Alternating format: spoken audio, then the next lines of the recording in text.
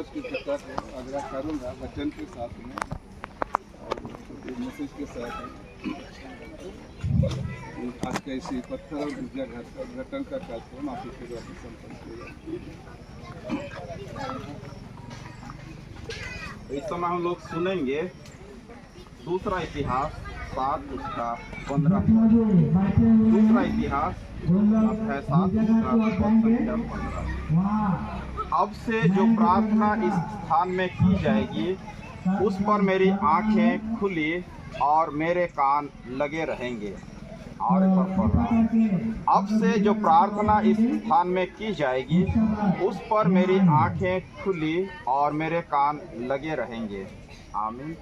प्रभु में उपस्थित माता पिता भाई बहन और बच्चों और विशेष रूप से जितने भी हमारे GL चर्च लालपहाड़ी मंडली के माता पिता भाई बहन बच्चे हैं, सबों के लिए आज बड़ी खुशी और आनंद का विषय है और एक सफलता और परमेश्वर की आशीष का कारण भी है कि आज मंडली होकर एक नया गिरजाघर को इस रूप में निर्माण करने में उन्होंने सफलता को प्राप्त किए।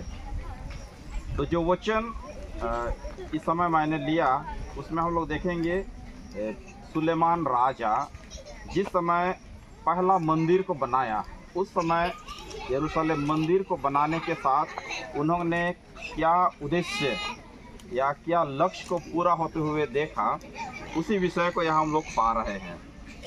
यहाँ वचन कह रहा है कि अब से जो प्रार्थना इस स्थान में की जाएगी, प्रार्थना करने का मकसद है परमेश्वर से मांगना, परमेश्वर से निवेदन करना, परमेश्वर को पुकारना। आज से अगर हम लोग मंडली होकर या व्यक्तिगत होकर जो कुछ भी परमेश्वर से प्रार्थना करेंगे, निवेदन करेंगे, तो परमेश्वर हमारी बातों को सुनेंगे। उसका मतलब हो सकता है अब से पहले ये जगह परमेश्वर का नेटवर्क दायरे में नहीं था। आजकल की भाषा में मोबाइल का अगर नेटवर्क कनेक्शन नहीं है तो हम लोग कोई भी मैसेज नहीं पाएंगे, कहीं कॉल करना चाहेंगे वो भी नहीं होगा। तो उसी हिसाब से अब से पहले शायद परमेश्वर का नेटवर्क दायरे में ये आराधनालय या ये मंडली उस रूप में नहीं था, परंतु यहाँ वचन कह रहा है कि अब से जो प्रार्थना स्थान में की जाएगी। आज जब हम इस गिरजाघर का संस्कार करेंगे, परमेश्वर का नेटवर्क इस गिरजाघर के माध्यम से जितने भी परिवार के लोग हैं, जितने भी विश्वासी माता पिता भाई बहन बच्चे हैं, उनके लिए परमेश्वर की आशीष और अनुग्रह प्राप्त होंगी। और वचन कह रहा है उस पर मेरी आंखें खुली और मेरे कान लगे रहेंगे। जो भी प्रार्थना या निवेदन या परमेश्वर से हम लोग मांगेंगे, हर एक बातों को परमेश्वर देखेंगे, उसको पूरा करेंगे और हमारी ज़रूरतों को पूरा करते हुए हम सबों को आनंदित और आशीष करेंगे। इसलिए जब हम लोग आराधनालय का उद्देश्य को समझने की कोशिश करेंगे, 3 विचार मैं रखना चाहूँगा। सबसे पहला विचार, आराधनालय को हम लोग ड्रेसिंग टेबल के रूप में देखते हैं।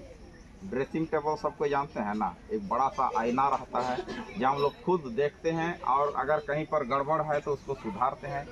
कहाँ अगर हम लोगों का कुछ बनाना है, मेकअप करना है, उसको हम लोग बनाते हैं। तो ड्रेसिंग टेबल कहने से आराधनालय वैसे ही एक जगह है जहाँ हम लोग जब आराधना करने आते हैं, हम लोगों को अपना पाप के बारे में पहचान होता है। हम लोग कैसे पाप बुराई अपराध करते हैं उसकी जानकारी हमें होती है। हमें कहाँ सुधारना है वो हमें समझ में आता है और हम लोग अपने जीवन को आराधनालय में देख करके हम लोग सुधारते हैं।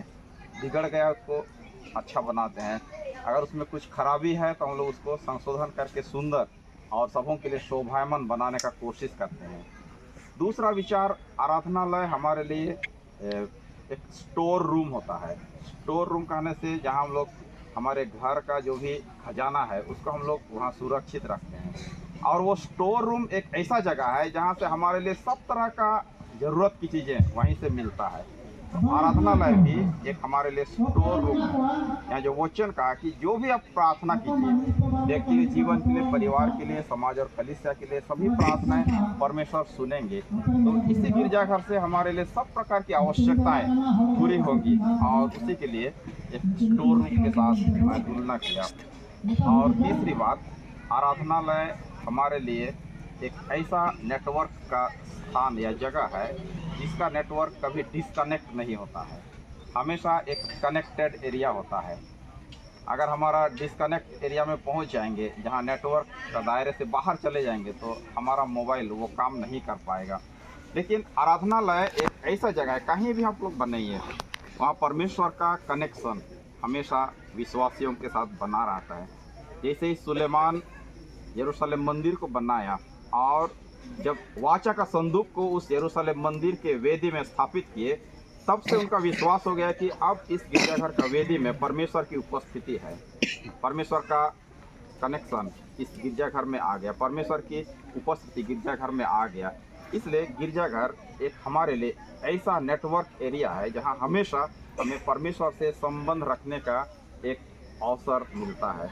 इसलिए आज जब हम लोग नया गिरजाघर GL चर्च तालबहाड़ी मंडी के लिए संस्कार करेंगे, तो ये नया गिरजाघर तालबहाड़ी मंडी के विश्वासियों के लिए, साथ ही जितने भी यहाँ आएंगे, प्रार्थना करेंगे, परमेश्वर से निवेदन करेंगे, परमेश्वर से आशीषों की बातों को कामना करेंगे, सबों के लिए परमेश्वर का ये नेटवर्क एरिया हो। विश्वासियों के लिए एक स्टोर रूम के रूप में काम करे, विश्वासियों के लिए एक ड्रेसिंग रूम के रूप में काम करे, ताकि हम लोग अपना जीवन को, चरित्र को